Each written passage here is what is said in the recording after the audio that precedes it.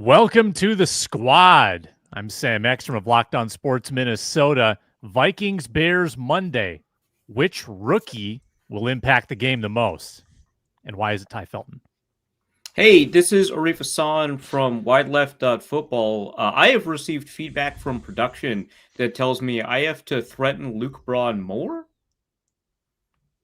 Hi, I'm Luke Braun. Locked On Vikings getting threatened, but it's okay because I am paying a shell company $28 million so we can give more money to Ron Johnson under the table. Nice. Skol! It's the Viking Squad. Everything Minnesota Vikings every week. Breaking down all the big hits and game-changing plays from the land of 10,000 lakes. The way only the Locked On Podcast Network can. It's time to gear up. The Viking Squad show starts now. Welcome in to the squad show on a Thursday morning. Vikings Bears 4 days away. Can't wait for it. We've got plenty to get into with week one around the corner. The show today is brought to you by Prize Picks. Download the Prize Picks app today. Use code LOCKEDONNFL to get $50 in lineups after you play your first $5 lineup. You met Luke Braun. You met Arif Hasan. Ron Johnson joins in a bit. We've got rookies to watch, biggest unknowns, and a couple of injury scares for key Vikings and the ripple effects that could cause, all on today's squad show. It's streaming on Locked On Vikings on YouTube, streaming on Locked On Sports Minnesota, but the audio goes on Locked On Vikings wherever you get your podcasts. Arif, Luke, let's pay off the Luke tease quickly. What's shell company? What is the Vikings contract that was so suspiciously good that the Wilts probably set up a shell company? Well, it's not any of the Kirk Cousins ones, I can tell you that. Yeah, nope. Man, that's actually a pretty Danielle good Hunter. He was just criminally underpaid for basically or the Diggs. entire The time Diggs of and year. Hunter deals were really the problem with those is that they both objected pretty and if they were being paid under the table, I would not draw any attention to my contract situation. Probably an Adam Thielen contract, honestly, not the current one. That one's whatever. And I guess it's gonna be a rework. I don't know. But he was on the undrafted tender and making Pro Bowls at a point. Yeah, and they had to be like, "Hey, we know a guy at camps." The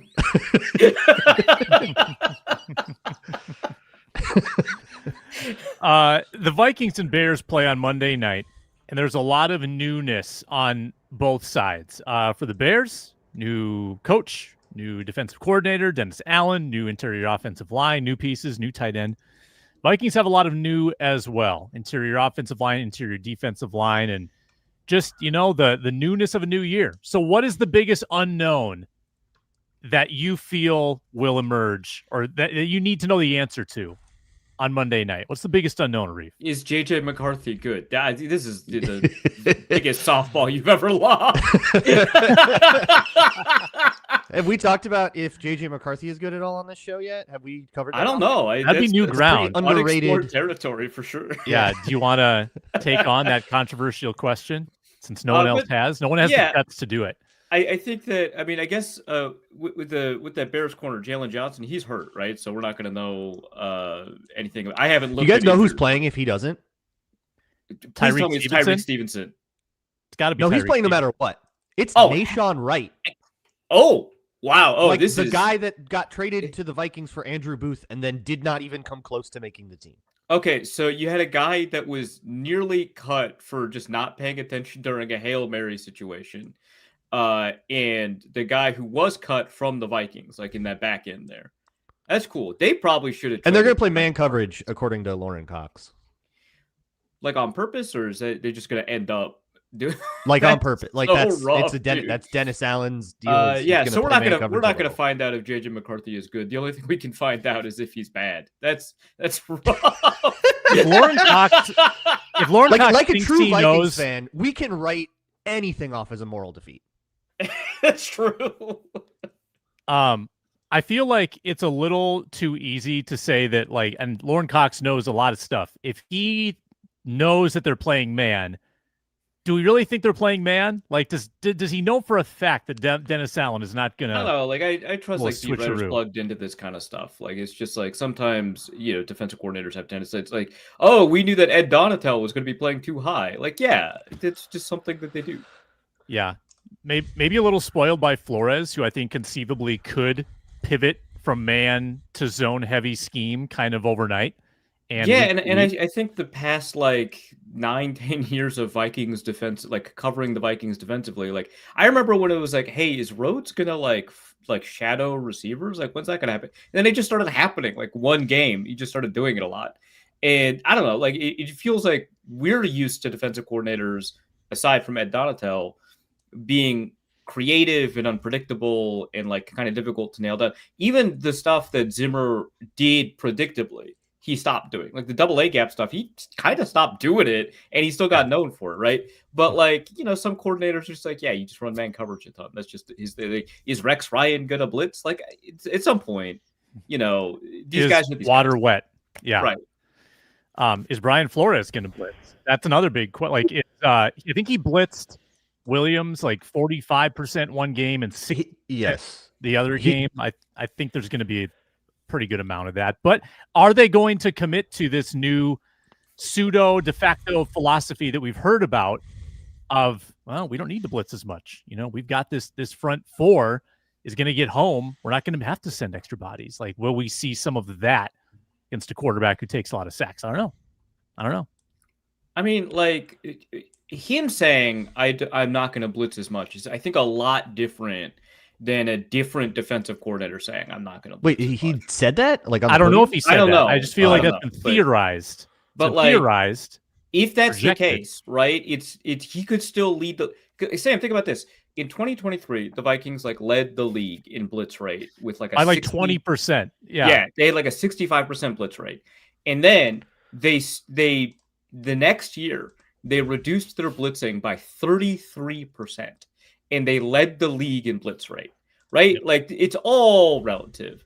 So I would say he's still going to blitz a lot, and it very much seems like, especially last year, very much seems like he modulates kind of how he blitzes and how often he blitzes based on the quarterback that he's playing. Like we saw some quarterbacks, you know, with character, especially younger ones, see 60% blitz rates. Whereas and cover zero in particular. Yeah, exactly. Where if it was like a Matt Stafford, he was like, no chance am I doing that, which is good. Like I like to see him be a little bit adaptable, but still kind of be true to himself in terms of what he does and what the Vikings defense does. So I expect a high blitz rate for this game. Yeah, you know who saw the most cover zero in the whole season? Was it from Caleb? Brian Flores? It was Caleb Williams. Yeah, both the Caleb Williams games got more cover zero than any other game. Yeah. Brian Flores does not respect Caleb Williams, and I do not believe that has changed just because Ben Johnson has walked in the door. Yeah, that's going to be the most interesting. Yeah. That's the unknown is I was talking to Lauren about this on the crossover, how does Ben Johnson has had a great plan to defeat Brian Flores and is 4-0 against Brian Flores as Lions offensive coordinator. And in all of those games, that offense looked good and seemed to have figured out the Vikings defense. Now that he doesn't have Jared Goff and he has a way different quarterback in Caleb Williams with way different strengths, probably more importantly, way different weaknesses, how does that plan change? And is it still good? Or does it lose the thing that made it good, which is inherent to Jared Goff and a skill that Caleb Williams does not share with him? I don't know the answer to that, but that's the thing that I'm curious about. And Amon-Ra St. Brown, which I'm not. The Bears have a good enough supporting cast around Caleb that I'm not concerned receiver-wise if that's going to change what Ben Johnson does. That's probably going to be pretty similar, even though it's kind of geared a little bit more towards explosives. But yeah, can Caleb work on time in a manner that maximizes yards after the catch and takes advantage of space that's created by the route concepts that Ben Johnson likes to deploy, right? Yeah. And can he find it fast and not try to turn it into a scramble? Yeah. So that's I think the most interesting facet of our kind of unknowns here in terms of the ones that we haven't explored or discovered. Because we don't know if JJ McCarthy's good. Fine, that's an unknown. More interestingly, is Ben Johnson going to be able to produce the offensive output for the Bears that he was able to help produce for the Lions? And if he doesn't, let's say let's say, Ben Johnson doesn't get very much done with Caleb Williams, is that also maybe going to tell us that the Lions are going to be fine and that Ben Johnson wasn't as important to them as we thought? It's so fascinating to see just how much of the Brian Flores bugaboo Ben Johnson carries with him. Or was that just, more Jared Goff and more about Dan Campbell? And Dan Campbell can just find another couple of guys to be on his staff. He's replaced his whole staff before. It's going to mean so much. Players now. Yeah. It's going to mean so much to the NFC North because Ben Johnson stayed in the division. But what's interesting is we'll already know how the Lions did by the time this one kicks off. The question is it coachable? Is it easily coachable for Ben Johnson to teach Caleb Williams how to complete a ball on 3rd and 8 against a zero blitz and release the ball a millisecond before getting hit and converting it? Like that was, how many times did we see that from Jared Goff?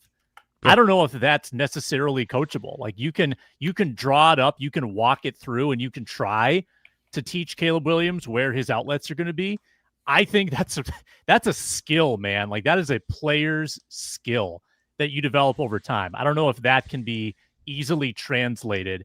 And if it can, then then look out. I'm nervous. I'm nervous about Colston Loveland running free down the middle on 3rd and 12. That was an interesting pick.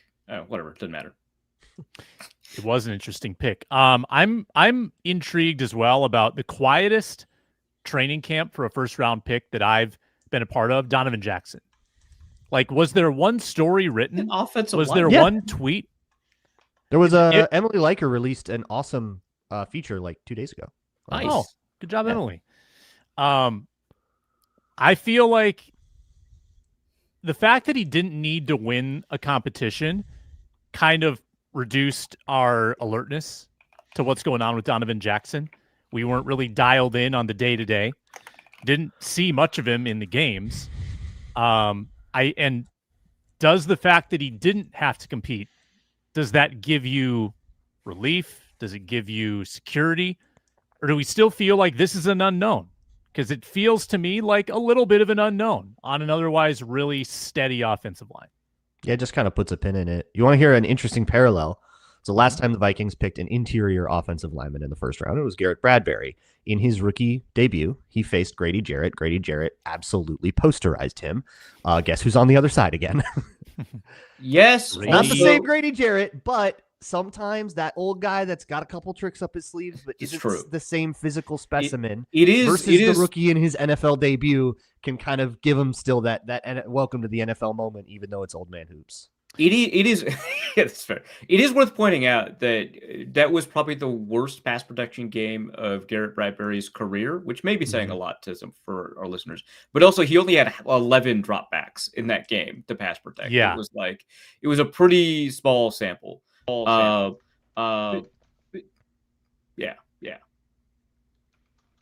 Well, now I've got an echo. I don't know. I've got an echo too. I think I'm blaming Luke Braun. He's doing this is on Luke. Yeah. On-air production, live production. Yeah. Also, Grady Jarrett feels to me like their attempt at Javon Hargrave, and Deo Odeyingbo feels like their attempt at Jonathan Grenard, trying to get like a 25-year-old going into a second contract coming out of the AFC South. Montez Sweat, it's been okay for them. I'm not like terrified about that defensive line though. Gervin Dexter's fine. Like they've got good pieces. I'm not scared to death. They should have traded for Micah. That's what happened. They should have done it. The Eagles tried. Dallas Cowboys said, "Are you kidding me?" The Panthers tried. Dallas Cowboys said, "Give us Derek Brown." And the Packers tried, and they did it. And the Bears, I don't know if they tried, but they really should have, because that's wow. Look at that. Talk about a playing field leveler too. I already feel like the NFC North has leveled a little bit, and if the Bears get Micah Parsons, suddenly I'm considering 4 winning teams in the division. I think there's probably 3 out of 4 for sure. There's going to be one team that for whatever reason goes 7-10. Right now it's probably the Bears, but I could also be convinced that it's, the Packers, You could also be convinced that the Lions have a huge tail off. Like it's hard to see. It's hard to see the path for any of these teams other than the Bears having a below 500 season. I mean, it is difficult, but like it's like someone has a really good shot at managing it. We just don't know who yet. Mm-hmm. I'm still obviously like a huge Jordan Love skeptic.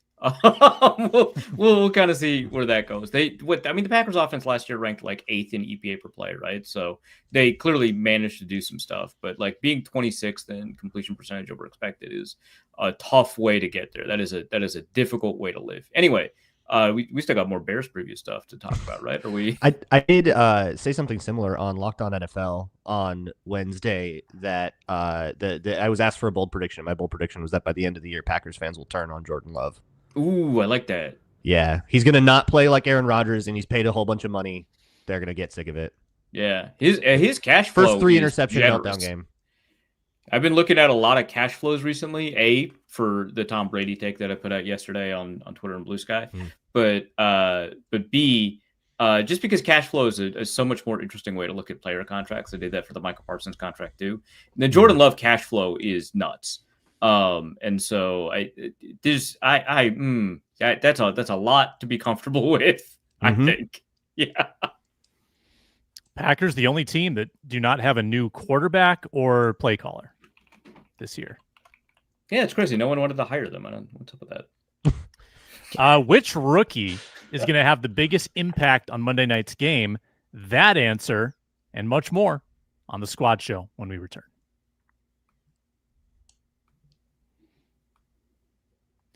We are brought to you today by DoorDash. It's almost the weekend. Time to look back and crown this week's MVP on Who Delivered, powered by DoorDash. Just like you can win every Saturday with DoorDash Streaks, saving more every time you order. These players delivered when it mattered most. Let's break it down. There was no NFL this past weekend. There was, however, college football. There was a Gophers game. The Gophers beat Buffalo, and Darius Taylor, he's going to be an NFL player. He was really good for the Gophers. Giving Drake Lindsay a little compliment, in the offense. Drake Lindsay was awesome. I loved his debut. I loved Darius Taylor's even more. He delivered for Ron Johnson's Gophers. We'll get his take on that in a little while. And just like Darius Taylor delivered, DoorDash delivers your Saturdays with DoorDash Streaks. You save every Saturday you order. Stack it up all season. You could save up to $250, including $100 in DoorDash credits. Order this Saturday. Keep the streak alive. Fuel your game day. Only with DoorDash. Terms apply. Promo period through November 18th.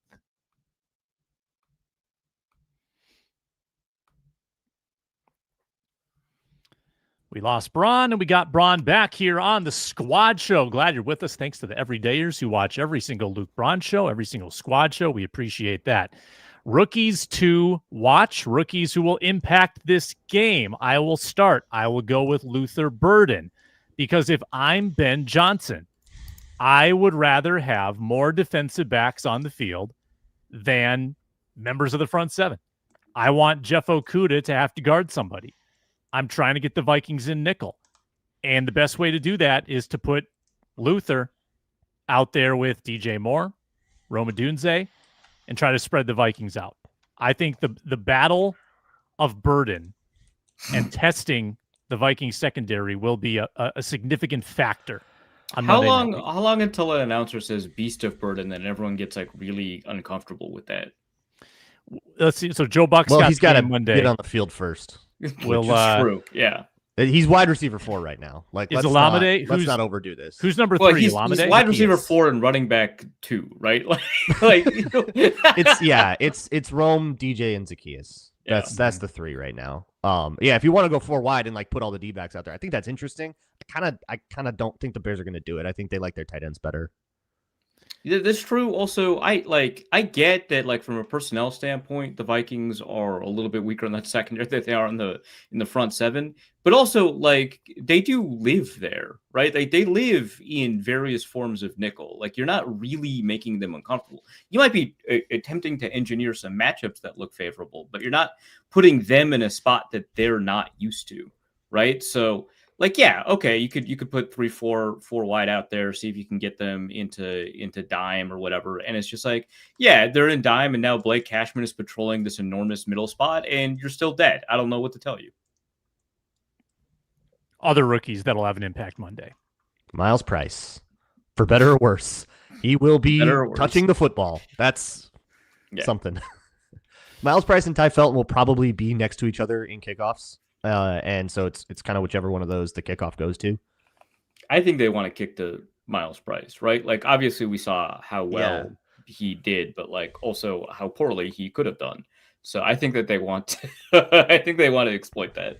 Kind of a fascinating like metagame that's happening with the kickoffs now. If everybody's going to put 2 kick returners back, because the kickoff trajectories are so like low and short because you don't need any hang time on a kick anymore. Mm-hmm. So you might as well kick like a low, quick one, and you need 2 kick returners back there. Otherwise, they could just kick it away from your guy, and it'll bounce around on the goal line all the time. That'd be horrible. So everybody has 2 kick returners now. Like that's just the world. And so now you have to decide which guy to kick to. That's fascinating. I think it's interesting, and I think also given that like you'll know who you're kicking to and they won't. Yeah. You might have the ability to, take a look at what the kick return trajectories are for various kickers or various kickoff returners and figure out how to steal a blocker away, right? Like if and they're, sacrificing a blocker and one of those kick returns has to block, then you probably have the ability based off of your knowledge of how you're going to be kicking the ball to, avoid a blocker and steal and like get +1 in the kick. It's going to be interesting to see how it all plays out. Kevin Seifert had a piece this morning outlining how the change will likely incentivize returns. I think he's absolutely right. I think last year teams were average drive starting at like the 28.5. So compared to the 30-yard line for the touchback, there wasn't enough of a difference. Now, if it's 28.5 versus 35, well, yeah, that's a sizable difference. And the points per drive are going to go way up. I think that the return game is back. It's back, really do. Baby. Yeah, it's back. Now, will it be robust? Like, will it be good? With all the wedge blocks they've taken out and the changes they've made. I don't know.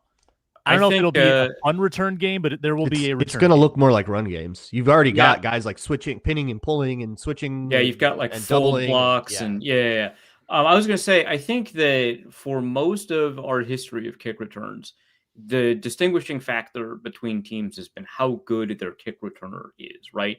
Do you have a Cordero Patterson or Percy Harvin? Like, do you have like a Keyshawn Nixon or whatever, right?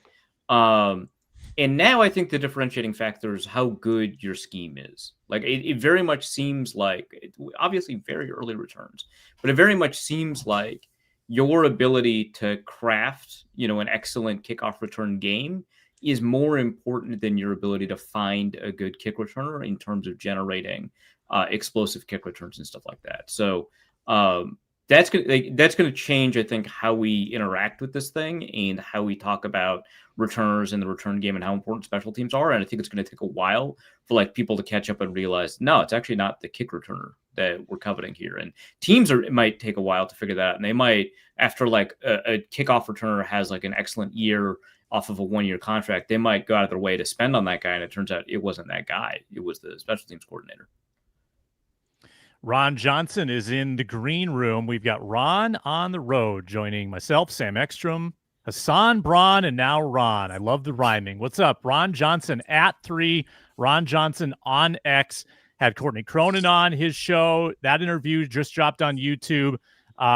Vikings Bears week, man. We didn't talk to your boy. Why is the name escaping me? This is embarrassing. Your best friend who's a Bears fan. Oh, Spice Adams. Spice. Why couldn't I think of that? Yeah, we didn't have Spice on this week. Spice Adams, come on. Yeah, that was bad. But Ron, what if you're Spice Adams? Like, what is your narrative for how the Bears get this win on Monday? If you're trying to look at it through a Bears lens.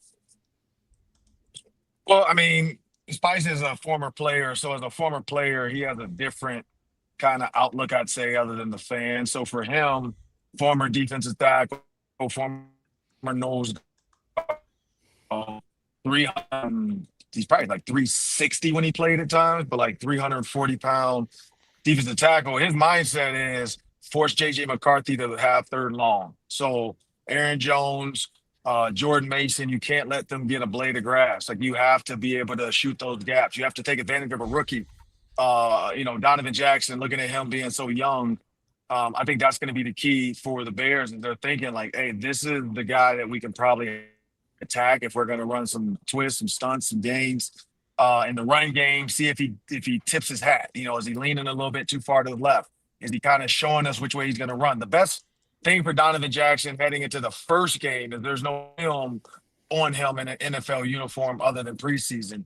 So there's no real tells right now. There's no real like, when he leans a little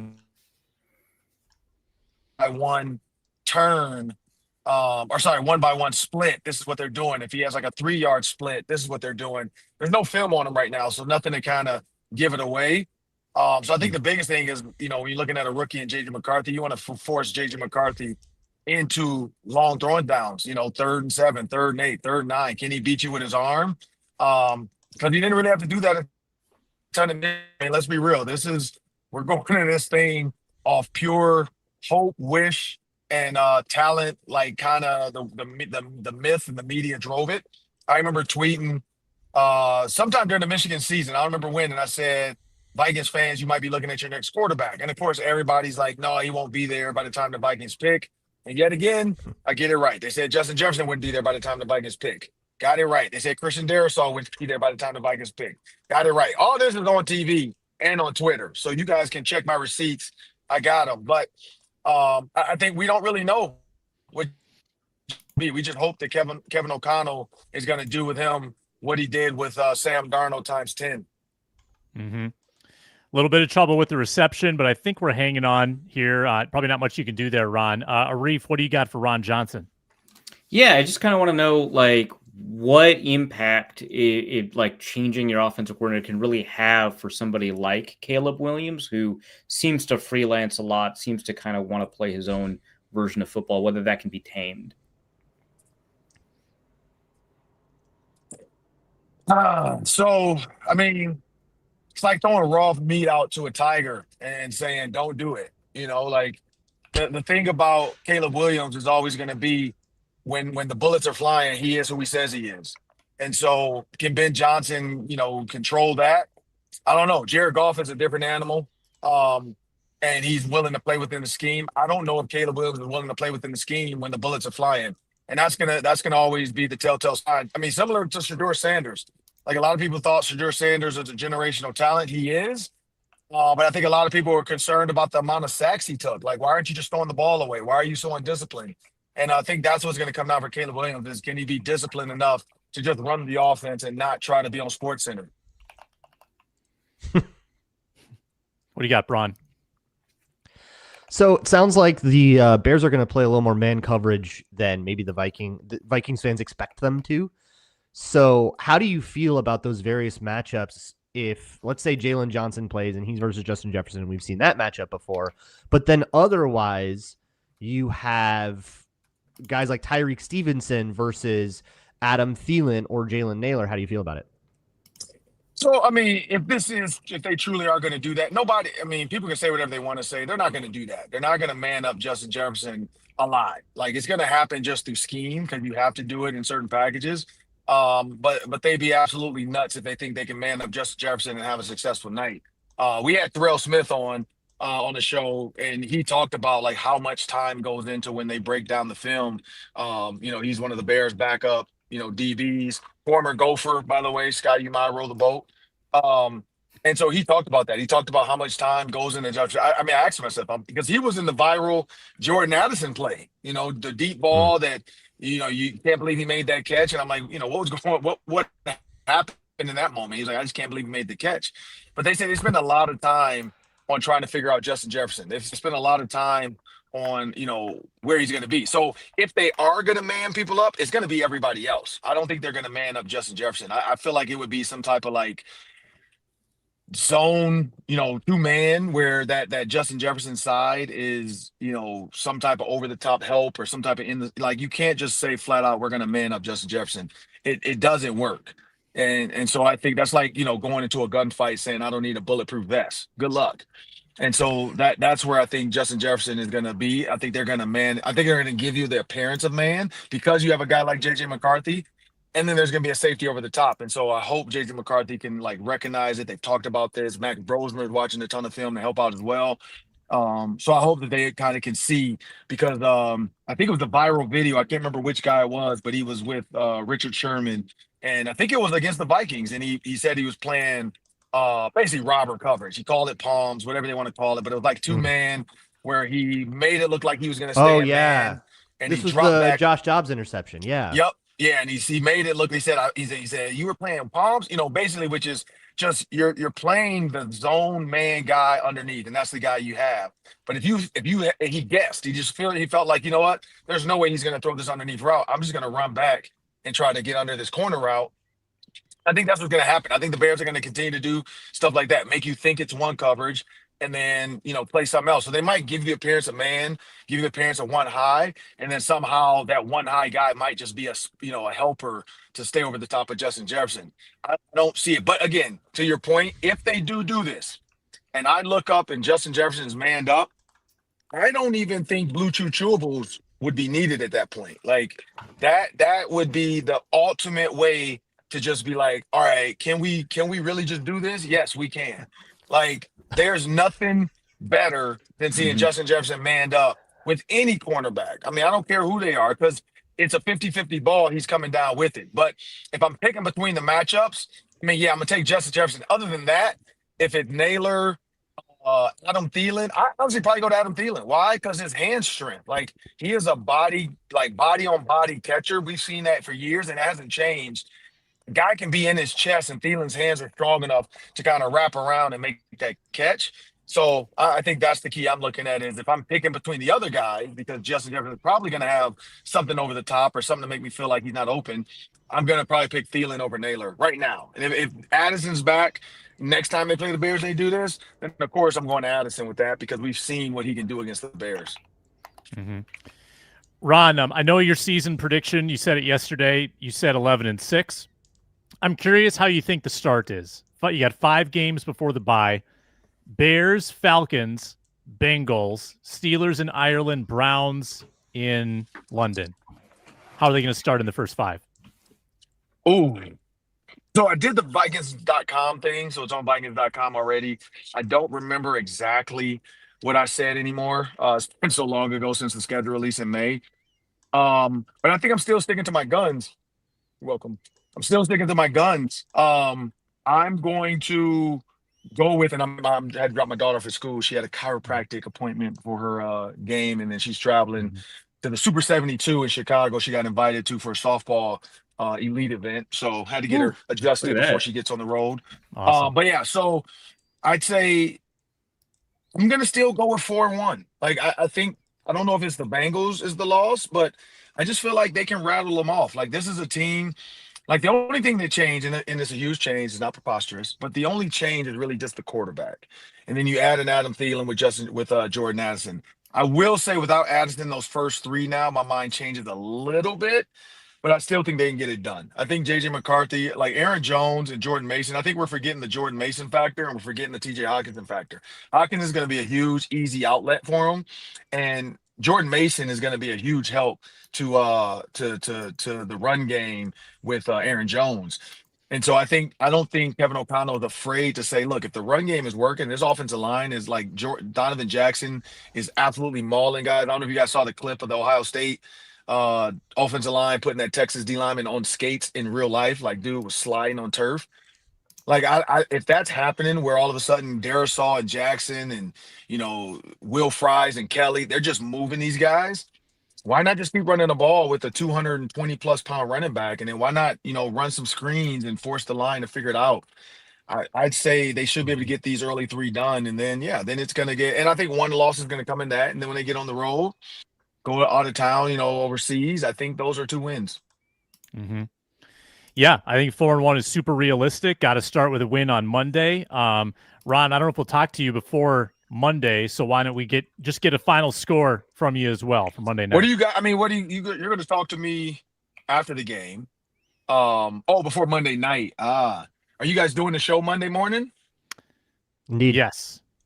I mean, I'll jump on there too. Yes. I'll come on early morning. I'll give you mine now just in case I can't Monday, but I'll jump on Monday and give a quick prediction for 5 minutes. All right. But I'm going to say right now. So we still got practice today. We got practice tomorrow. We got a little, I think they call it fast Saturday. Well, it's fast Friday is normally what it is, but I think they're going to do it fast Saturday. Yeah. And I think they're doubling up the fast Saturday according to a couple players I talked to. Sounds like Kevin O'Connell wants to get 2 of those in. I'm going to go Vikings 24, Bears 17. Whew, touchdown. All right. 17. For Soldier Field, that would be a convincing victory. I mean, I don't. Or division on the road is always tough.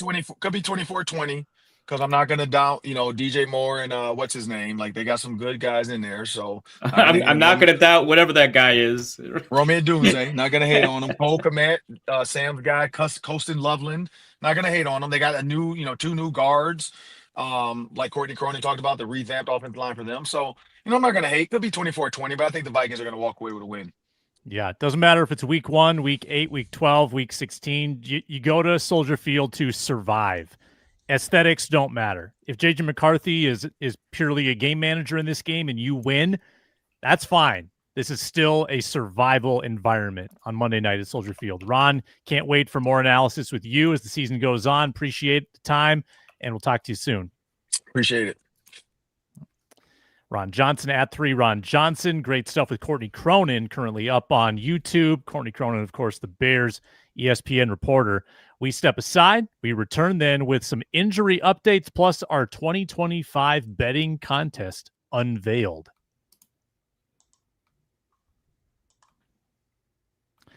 Brought to you by Mazda today. Mazda crafts cars for those who choose to do more than simply move. They follow what moves them every time they drive.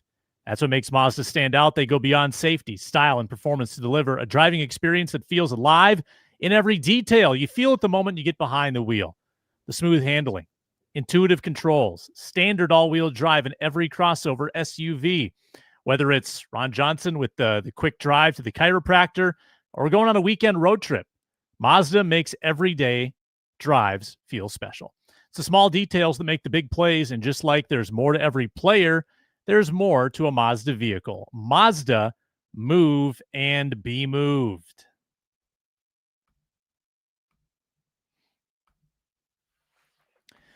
KOC spoke yesterday at the TCO Performance Center as we move on in the squad show. The update on Harrison Smith with a personal health issue, which really snuck up on me. I didn't realize he hadn't practiced since August 11th. He's evaluated week to week. He did walk through, but did not practice. There's a chance he ramps up and plays. Christian Darrisaw did not get a firm commitment as to whether he will play on Monday. So what are the ripple effects here if, number one, Harrison Smith doesn't play, or B, Christian Darrisaw doesn't play? Luke Braun, take it away. So if Darrisaw doesn't play, obviously we know that means Justin School goes in. I suddenly get a lot more concerned about that. Justin School had a pretty rough preseason, and I think Walter Rouse was like pushing his job. And so that would not be great. I would also be really surprised, and in hindsight, if he doesn't play week 1, I'd be pretty critical of their plan with him all camp. He practiced a lot. He did a lot of work. If that ended up slowing down his healing, he missed week 1. That would probably feel a little suspicious. But on the other side with Harrison Smith, I don't know what's going on with him. We don't have any details, right? We've heard nothing. It's just vaguely personal health issue, and he's like probably questionable. And they're trying to like ramp him up. If he doesn't play, then you have a couple of options, right? So you have Theo Jackson and Josh Metellus are your safeties. You either lean on Jay Ward a little more. He did have a pretty good summer, but that's still a little bit spooky. Or you go into your regular nickel more than big nickel, and it's like a lot of Jeff Okuda time. So Sam, your guy is suddenly going to play like 80% of the snaps.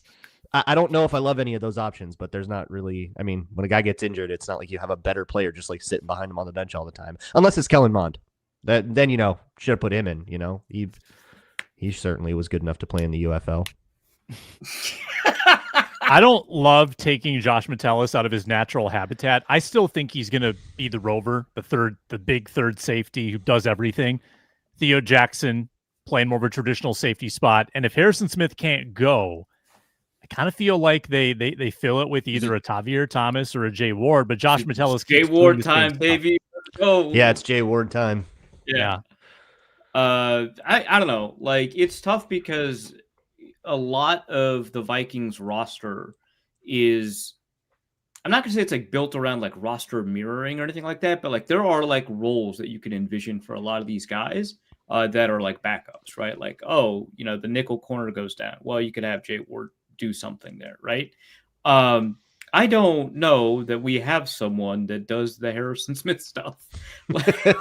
Yeah, Harrison Smith does things in such a unique way because he's obviously not the athlete he used to be, but he plays so risky because he always is so confident in what he has read and what he's seen. He really does have that sense for what routes he's about to see, who's about to go vertical, like that he draws on that experience so that he can do things like when you're dropping, let's say it's quarters, right? I always thought this was funny with Harrison Smith next to Cam Bynum. You would see Cam Bynum drop in quarters. You drop to a certain depth, right? You get a certain amount of cushion so you can survey the play. You can make your decision about what you're going to do. You rest and then you break. And Harrison Smith, not only would he not drop to as deep of a depth, he just wouldn't. He would just be at his aligned depth and just stand there and read and figure it out. And he would always be right. He would never get punished for that because he always knew exactly when he had to leave, when he had to turn around and run if it was going to be like a post trying to attack him or whatever. You ain't getting that out of like Theo Jackson. Theo Jackson's going to play it straight up.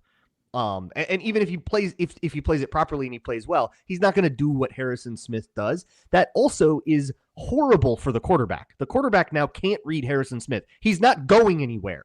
So you can't read him. You can't figure out what the coverage shell is. That guy's not moving. What the heck? So you just lose that in an irreplaceable way, and it's a matter of just trying to come up with a way to make your coverage shell work normally, whether that's we're trusting Jay Ward in the Harrison Smith role now, and we're going to have him be an overhang defender a little bit more because he's a pretty fun pass rusher, or put him in the fit a little more, or have Josh Metellus do some hybrid of the role. Whatever they figure out is what they figure out, but you are losing like some irreplaceable things if Harrison Smith is out. In the chat, some mention of the Bears left tackle situation from our friend Macho Meach. Braxton Jones, right? Or is it is Braxton Jones. As much as the Bears tried for it not to be. I mean, for his expected value, Braxton Jones is a better tackle than, what was he, a 5th round pick?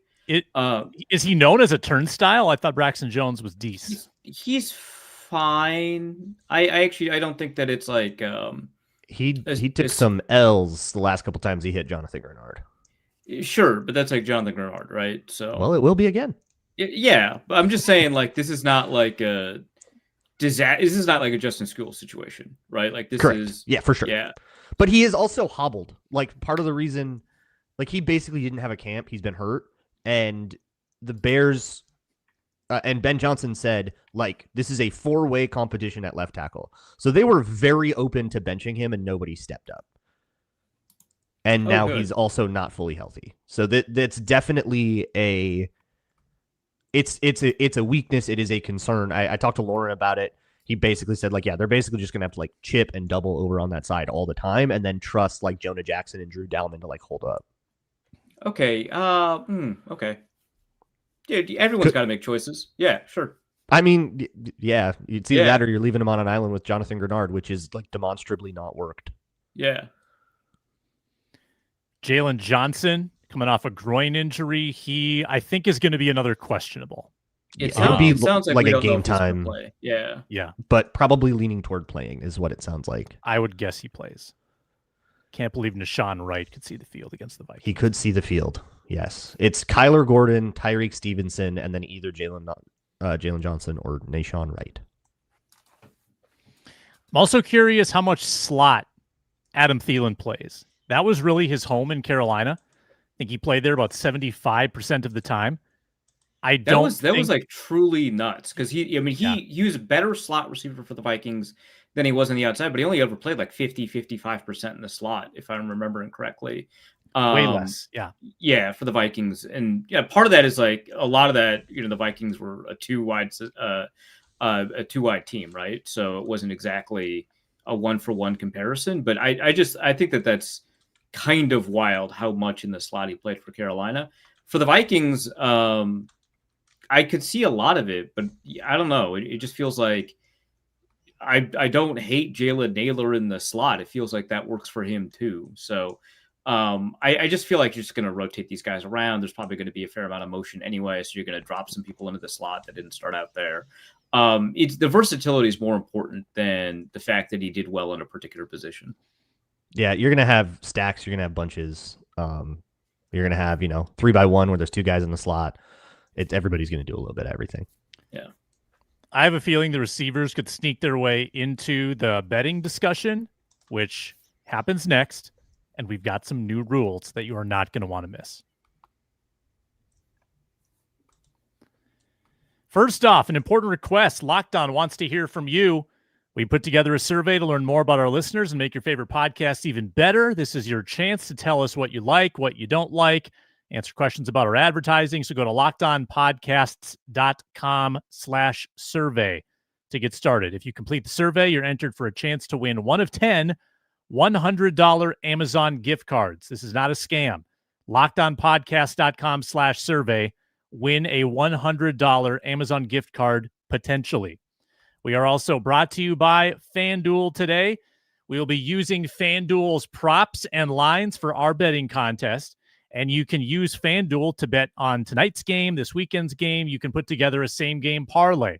You can do live wagering. They've got great promotions there, including right now, new customers can bet $5 and get $300 in bonus bets. That's not a scam either.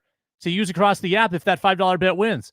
Make a $5 bet, win it, get $300. That is not a joke. So if you're ready to play, download the FanDuel app now. Visit FanDuel.com as well. Get started. Place your first $5 bet.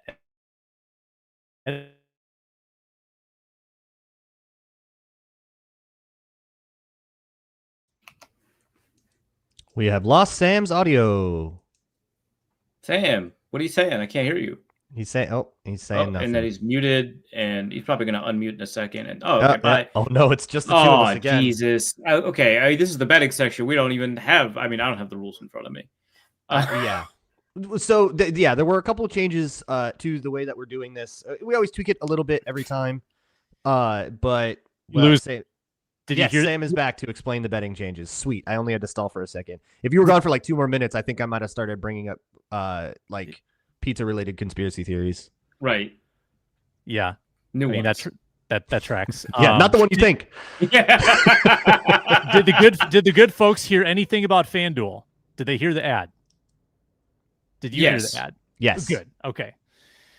And they're about to hear a lot more about what's available on We're about to hear a lot more. All right. Here are the rules this year. Some similar, some different. $1,000 starting mythical bankroll. That's the same. 2 bets per week, Vikings related. That's the same. Props and parlays are allowed. Have to be minus 200 or longer odds. So no like easy wins. Minus 200 or longer. This is the big change. We are limiting the slot, like the dollar amount slots that you can bet in. Arif Hasan likes to ride the minimums all year. We're not going to allow that this year. So there are 36 bets you will make throughout the year. Every time I succeed, they change the rules. I'm truly the Shaq of this format. It's the Arif rule, your success or lack. I don't know. I wouldn't say like Anthony Bard. We have different definitions of success here, Sam. My definition of success is I don't lose, right? And this year you're not trying to lose. This year you are trying to win. Yeah, that's another big change. You were trying no to more playing it win safe and trying to play for third. You got to win. If you ain't first, you're last. Yep, we need winners this year. So there are 36 total bets over the course of the year, 2 per week. You get 8 bets that are between the minimum and 1/3 of the max. Again, it's escalating minimums, escalating maximums. I can't believe how many of these bets we have in that middle tier. It is truly obscene. you get most of your bets have to be between 1/3 and 2/3 of the max.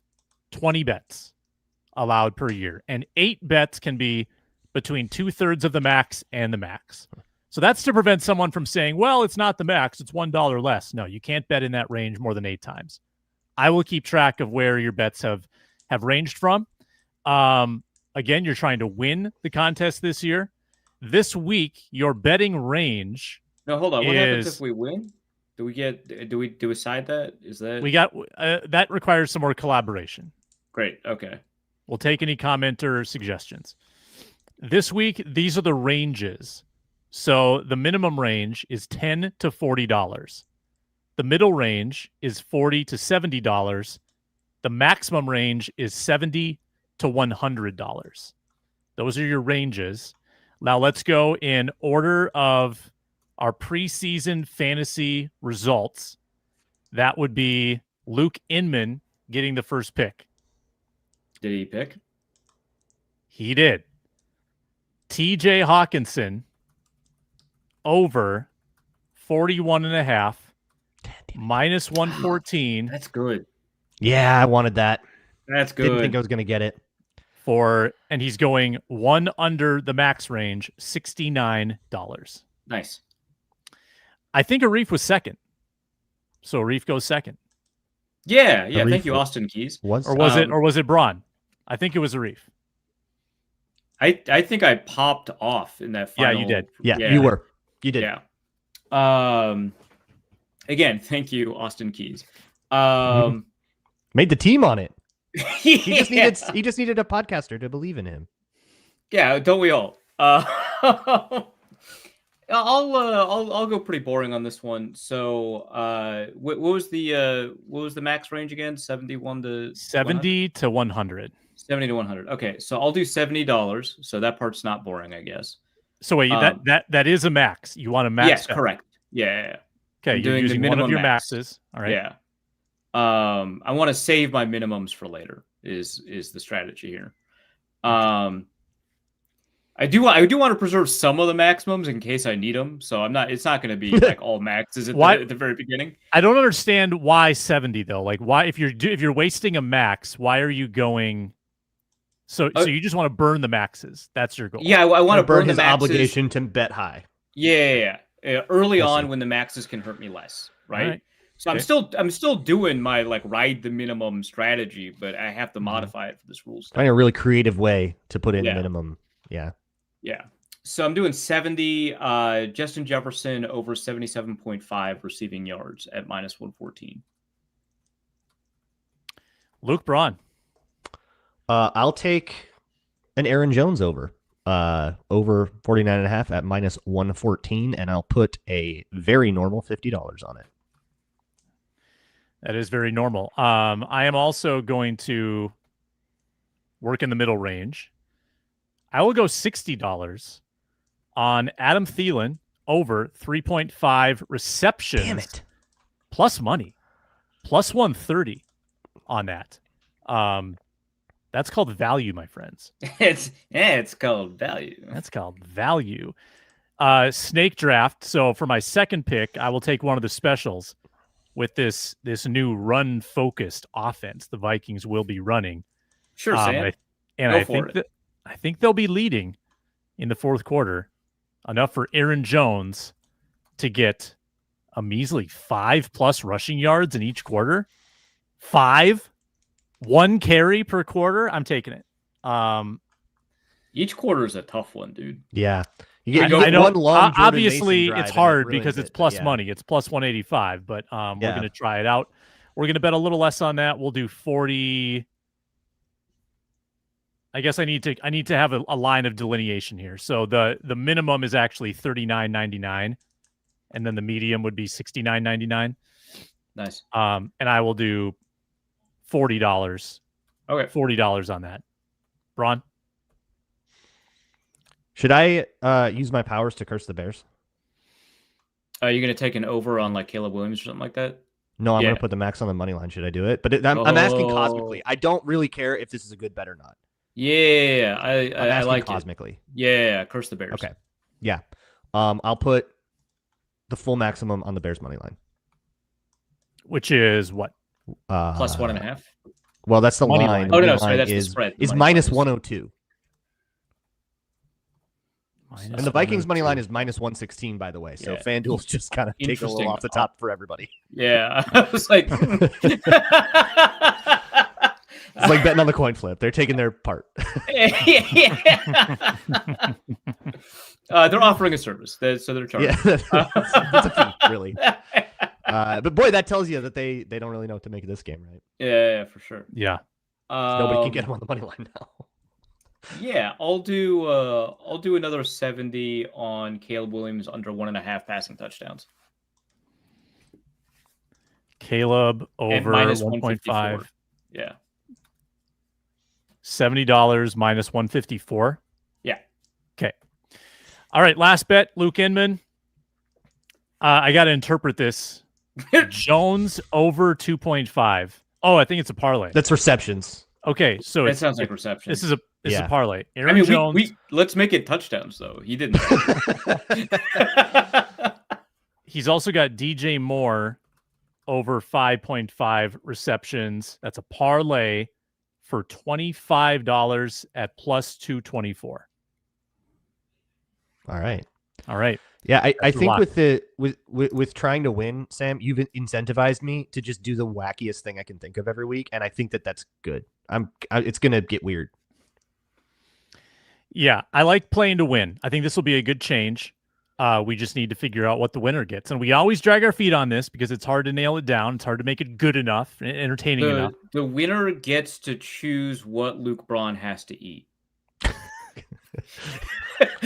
So if I win, can I be like steak? Yeah, for sure. I mean, we're not going to pay for it. Yeah, no, I think You just have the to other eat a three steak, should pitch in and buy the winner like a either a steak dinner or like a Vikings jersey or something nice. I like a Yeah. steak dinner. The person I'm currently seeing is a vegetarian, but that won't change me. I'm going to probably still have the steak dinner. Yeah, that tracks. Yeah. Mayonnaise. Also, I need some collaboration. Commenters welcome to contribute here. So Monday prediction segment. We usually get in the weeds, like 15 to 20 different predictions, like highly specific. Like how many flea flickers will the Vikings run this year? I need topic suggestions. So let me know in the comments. Let me know in the live chat or comments below what you think the categories should be. Luke Inman should be back on Monday. We'll have a game preview on Monday, day of game. We'll react to week 1, Sunday game action. Any gut feelings for tonight's opener, the lid lifter tonight? Violence. Cowboys- The Cowboys are gonna die. Cowboys are going to start off having a little bit of fun, making everyone believe in them, maybe a full drive of that even. And then the Eagles are going to take a belt to it, and it's not going to be good after that. Yeah. It's 8.5 going to be points. bad enough where like Cowboys fans, for their safety, should want to leave around the third quarter. Right? Yeah. It's going to be like go into the bathroom and take your jersey off. Take your Dak Prescott jersey off because you got to get out of there. Takes off a Dak Prescott jersey. There's a Michael Parsons jersey underneath it. Number of weeks the Vikings will have the highest blitz rate in the league. I would say 10. That's interesting because they're primarily competing with like Denver, right? Like that's the only team that's going to get close to that. Do the Yeah. Giants still have the same coordinator who blitzed a Wink? ton? Do they still have? Yeah. Wink? Yeah, maybe. That's a good question. I'd say 13 weeks. I assume this is week by week highest blitz rate and not like cumulative highest. Yeah. Mhm. Yeah, week by week. I think it's going to be lower than that because sometimes, you get a game where they don't blitz a lot. Sometimes you get a game where somebody else is up against some idiot rookie that doesn't know what they're doing, or like, I don't know, what's everybody going to do against the Saints every time. So I feel like this might be a lower. I'm going to go with like a 6, maybe a 7. Martindale is at Michigan as DC. The Giants have Shane Bowen. Thank you, commenter PHT, for that information. Appreciate that. As I Justin have a category Jefferson- for you. Oh yeah, go ahead. How many different Vikings will record a sack this year? Oh, do we know how many? Okay, do we? I mean, we're not doing this right now, are we? No, A sack or a half sack? Yeah, okay. That would be interesting. Like we'll get on the board. Half sack Yeah. counts. quarter sack counts. Yeah, well, we've done this for name drop before, where we take any given season and we try to name all the players that had a sack or more. I think that's why it was in my head. Yeah, that's fair. The numbers probably, I don't give anything away, but probably in the 12 to 15 range. Yeah, right. Because you just like end up with like a guy. It's like, how did Jay Ward end up with a sack? That's so fascinating. Yeah, right. Like it just happens sometimes. Like you get random guys like Eric Wilson will get a sack and be like, really? Oh yeah, he was on the team. That's crazy. Yeah, right. Yeah. All right. Can't wait for Monday. Can't wait for Vikings Bears.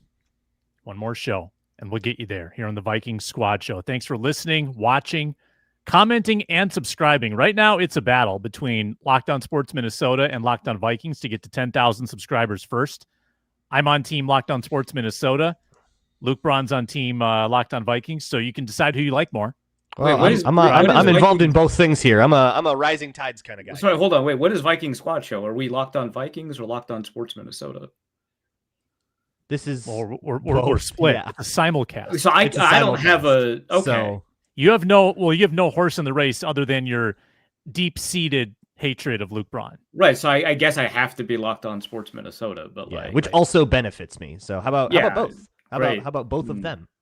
Mm-hmm. Yeah, you subscribe. Make sure someone wins the race, I guess. I don't know, man. Hit that like button, smash the bell. Go Viking Squad Show Nation. Don't forget to check out my merch store. Yeah. And my new lunching line of lunches. They're definitely food safe. Check out the Patreon for more behind the scenes.